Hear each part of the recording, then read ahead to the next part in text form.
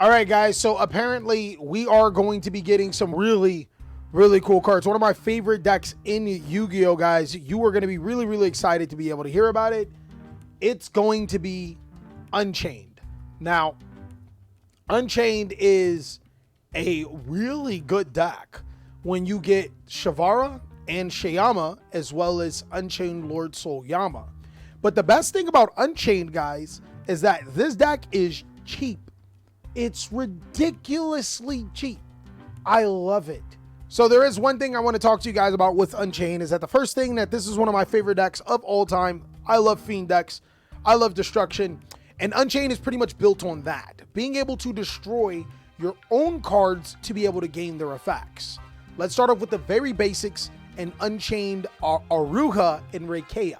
Both of these monsters can destroy your other cards to summon themselves or just to destroy cards. But also, when they're destroyed, they allow you to special summon Unchained monsters from your deck. This is really important because being able to cycle out any of your Unchained monsters to your side of the field is going to allow you to be able to break your opponent's board or make your own. Unchained Sarama allows you to be able to set an Unchained card to your side of the field so long as you destroy a card. It can't destroy itself it can, but you won't be able to get its effects. And it's really important. This card is normally your normal summon of the deck. There are some other Unchained monsters that do different things, but that's perfectly fine. It's actually exactly what the deck needs. Abominable Unchained Soul is probably one of the most ridiculous cards ever printed. If a card is destroyed, you can special summon it, and then when it's special summoned, it can destroy a card on the field as long as you discard a card. Now, keep in mind, those two effects are separate. So if you are using an Unchained effect to be able to summon Abominable Unchained Soul, then you can still destroy a card on the field. Also, Abominable Unchained Soul does not target, and it also destroys a card at the end of the effect. Meaning that if you were trying to destroy a particular card in your mind, and your opponent gets rid of it or uses it, you can then select a different card, which makes this card really busted. Unchained Soul of Disaster is another monster that is old school. It allows you to be able to link summon with your opponent's monsters, and then also when it's destroyed, it can special summon an Unchained monster in your graveyard.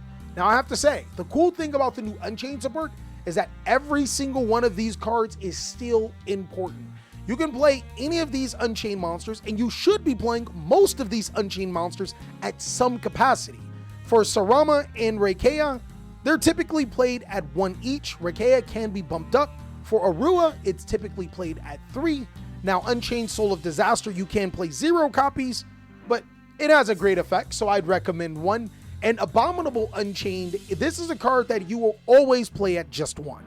But now that I'm done with that, we get to talk about the new Unchained cards, which propels this deck. Remember when I said Unchained is all about destruction? Well, the new level 6 monsters in Shavara and Shayama are ridiculous. Shavara allows you to be able to special summon it by destroying a set or a monster on your field. This allows you to trigger your Unchained spell and trap cards, which will special summon an Unchained monster from your deck. Shavara not only does that, but when it's sent to the graveyard, it allows you to set an Unchained spell and trap card, which is incredibly useful. Shayama can summon itself from the graveyard by destroying a card, and then can also destroy one of your cards to destroy another spell and trap card on the field. These two cards give the deck a ton of combo potential and allow you to be able to easily link and now exceed summon for some really good monsters.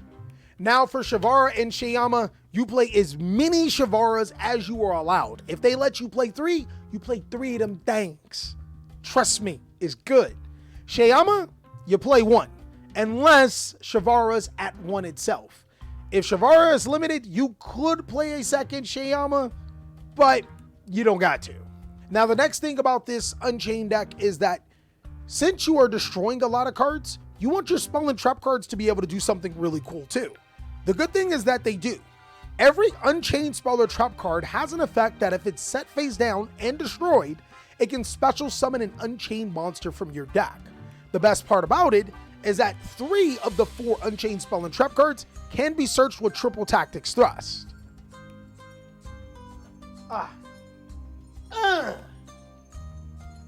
Had to get you to thrust. This is incredibly useful for being able to advance your combos, but also good to be able to provide disruption. Escape of the Unchained allows you to destroy a monster you control and a card your opponent controls. Abominable can summon an Unchained monster from your graveyard. These cards are really important because they do provide disruption as well as recursion to your field. And Welling of the Unchained is a special card that allows you to destroy for destroying. Lastly is not a Unchained card in name, but Abomination's Prison is your reinforcement of the army of the deck. It allows you to search any Unchained monster and still has the same properties as the other Unchained cards. But now that we're done with that, we can start talking about the Unchained extra deck monsters, which take a different take. Most of the Unchained monsters that I mentioned have something to do with destruction. These Unchained monsters do have a lot to do with destruction, but not in the ways that you think. Both Unchained Soul of Rage and Unchained Soul of Anguish, when they're destroyed, they allow you to be able to get a Fiend monster back into your hand. That's pretty cool. But ironically, these Unchained monsters allow you to link your opponent's monsters off into your own. Unchained Soul of Rage allows you to be able to link summon on your opponent's turn, and Unchained Soul of Anguish allows you to be able to link summon into your opponent's monsters on your turn. You can typically make other monsters like SP Little Knight, which isn't out just yet, but you can also make some other ridiculously powerful monsters. The options are almost limitless. Your boss monster is Unchained Abomination, which is ridiculously underrated, guys. It allows you to be able to destroy a card when a card is destroyed. It also can destroy a card when a card is destroyed by battle, and then destroy a card during the end phase of the turn. So this card can destroy up to 3 cards on the field every single turn, and can not only trigger your Unchained effects, but can also whittle down your opponent's resources. And the main card of the deck is going to be Unchained Soul King Yama. This card is crazy because when it is special summoned, it allows you to add an Unchained monster from your deck to your hand. And then while it's not on the field, if a card of yours is destroyed by battle or card effect, you can banish this card to special summon an Unchained monster from your graveyard, then destroy another card on the field. Essentially, what this deck does is be incredibly sticky. Your inboard is going to be Unchained Soul of Rage with Unchained Soul King Yama in the graveyard. You'll also have a DDD Wave King Caesar to prevent your opponent from special summoning, and potentially a trap card like Escape of the Unchained.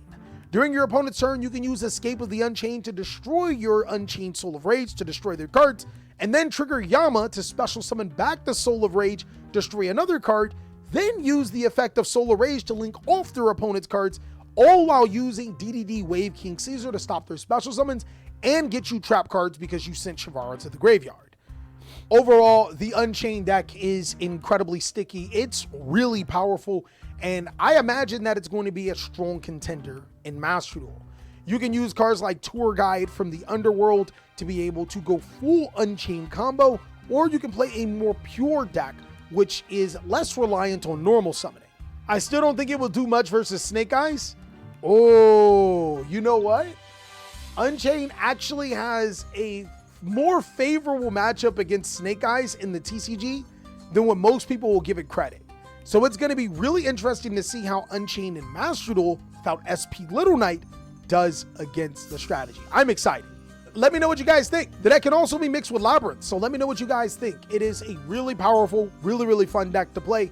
Can't wait till April when we get it, and I can show you everything about it. Unchained Fluffles. You could try it, but remember, you're going to be Fiend locked a lot of times when you get a lot of your good effects. Can Dark World work with Unchained?